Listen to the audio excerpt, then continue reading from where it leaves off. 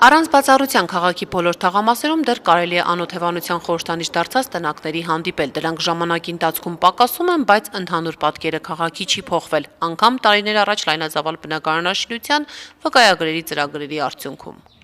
Որտեղ տնակներ կան, որ արդեն վաղուց տնակ չեն, բայց գրանցված են իբրև տնակ։ Քանի որ 27 տարի տնակները սոցիալական խնդիր են լուծում կամ դառնում են վարձով տարածքներ, քաղաքն առանց տնակների ծրագրի գաղափարի հիմքում ի սկզբանե դրված էր բազմազավակ ընտանիքների բնակարան տալ անկախ անօթևանության կարգավիճակից, որը սակայն այն արդյունքը չէր տա, ինչին միտված էր ծրագիրը։ Չուզեցիք մեկ մի հոգու օգնել այս թաղամասից, մի հոգու օգնել այն թաղամասից, որովհետև տեսանելի չէր դառնա արդեն մեր գործունեությունը եւ մեր հիմնական նպատակին էլ չէինք ծառայի, որ կոչվում է Գյումրին առանց տնակների։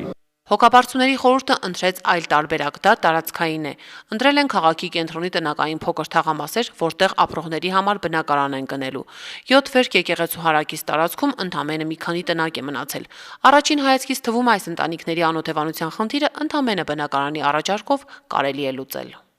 Եթե մուշ է բանը ես չեմ կարող քննել։ Այսինքն հասկանանք, իսկ նախանդրերի տալ, դե բնական է բոլորը կուզեն հրաբարակի երակիրով, չէ, հնարավոր չէ։ Գիտեք ինչ ստեղծվել է, այսպես ամուսնացել եմ են քանդվածությունը մեր սկեսանդրծում մեր եկեղեցու դիմացի այդ տունը, այդ բարբերած փողոցի։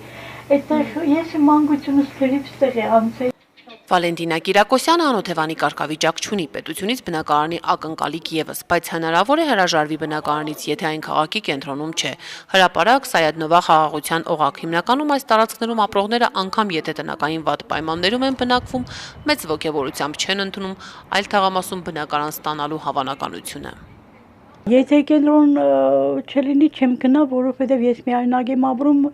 հարազատության մեջ եմ ապրում, ինձ որ ինձ խնամք է պետք։ Մարդիկ ԲԳՎ-ն հետ են վերադարձնում զուտ այն պատճառով, որ չեն ուզում քաղաքի կենտրոնից հեռանալ։ Ինչ որ որոշակի կոմֆորտ էլ կարողացել են ստեղծել, դրանից ելնելով չեն ուզում քաղաքի կենտրոնը լքել։ Սրանք խնդիրների ու քաղաքացիների պահանջների մի մասն են միայն։ Կենտրոնում ապրող անօթևանի կարգավիճակ ունեցող շատ ընտանիքներ էլ կան, որոնք բնակարանի գնման վկայագրից են հրաժարվել եւ բնակարանային խնդրի լուծումը անորոշ հետաձգել։ Երկու անգամ ստացել ենք, երկու անգամն է